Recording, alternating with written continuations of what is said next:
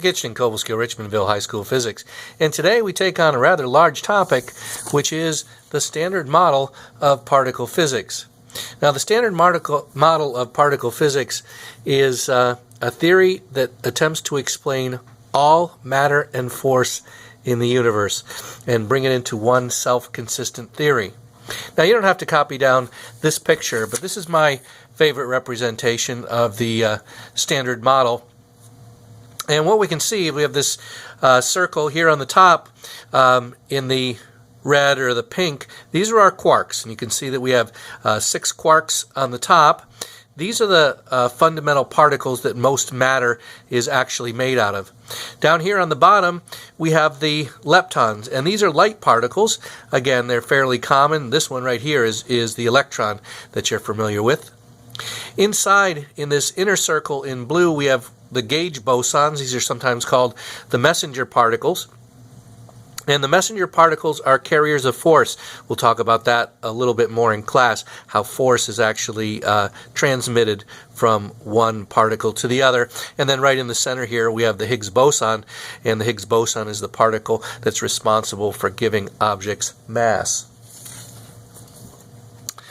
Now, here are the 4 forces that we have in nature. And we've listed them, or I've listed them in order of relative strength.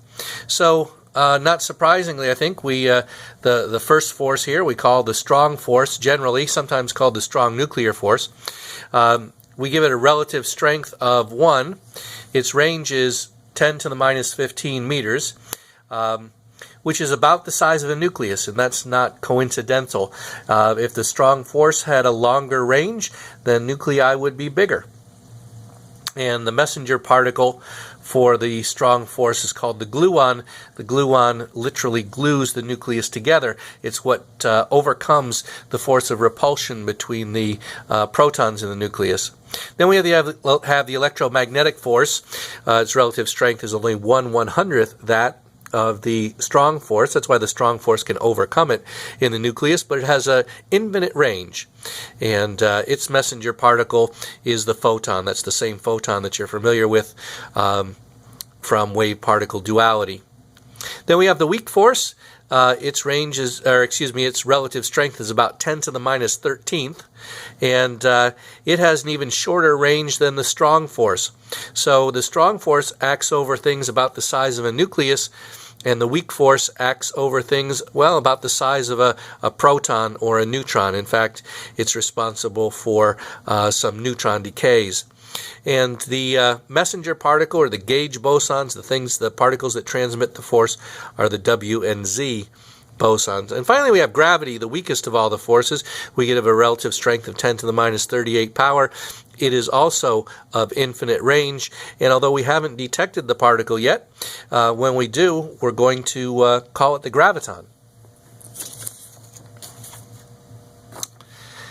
Now, in our picture, we saw that there are 6 quarks in nature, and each quark actually has its own anti-quark, so 12 particles total. When we're looking at the symbols for the quarks, we just use the first letter, and we'll put a bar over the top to denote an antiparticle. For example, I've said S bar here. Now let me show you what's in the reference tables.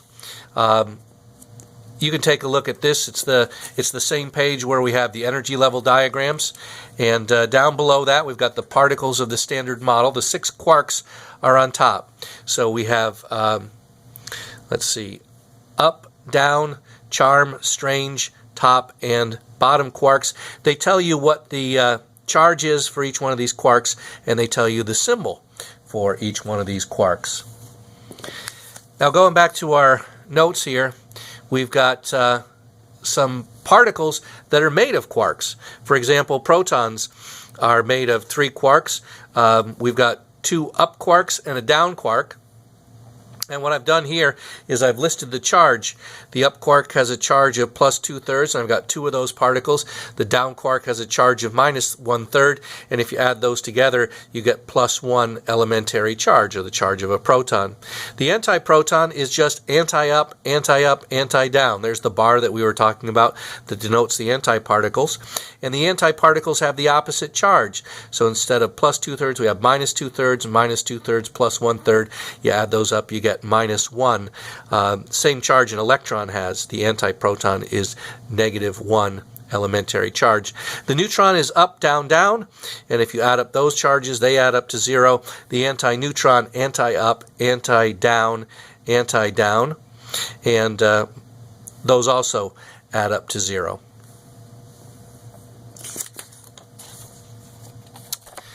Now in our reference table, we have a classification of matter flowchart, and I'm just going to go through this in a little bit more detail, show you some of the things that you need to know that are not on the reference table. So we start out with all matter, and can be divided into 2 basic groups: the leptons, which are the light particles, and the hadrons, which are the heavier particles.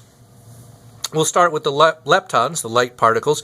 The first thing they should know, and I put a little star by this, is the leptons do not interact with the strong nuclear force. Remember, the strong nuclear force holds things into the nucleus, and so we find the leptons outside of the nucleus. They're not pulled in. They're fundamental particles, so they're not made of smaller things. And here are some examples of the leptons. We have the electron, just the garden variety electron, and then there's the muon, the tau, and there's 3 versions of the neutrino. Neutrino is Italian for little neutral one. It's a particle with a tiny amount of mass, and again, a fundamental particle. Now, the hadrons can be divided into 2 groups. They're the baryons, and baryons are all made of 3 quarks. A little star here is something they don't tell you, but you must know for testing. And they have a charge of either plus or minus 1 elementary charge, or they're neutral. If you just remember, the baryons consist of things like protons and neutrons, or antiprotons and antineutrons as well. And so a proton has a charge of plus 1e, the antiproton has a charge of minus 1e, and of course the neutron, antineutron are both neutral. And finally, we take a look at the mesons. The mesons are made out of quark-antiquark combinations, and if that strikes you as being rather a dangerous thing, they're very unstable particles. They've got extremely short lifetimes, maybe 10 to the minus 18 or 10 to the minus 20 seconds. And just quick examples. You don't have to know these particles, but just to show you, they're made of a quark and antiquark. This is the pion, which is an up anti-down, and this is the kaon, which is down anti-strange. We'll deal with more of the standard model of particle physics and learn some of its intricacies and subtleties in class.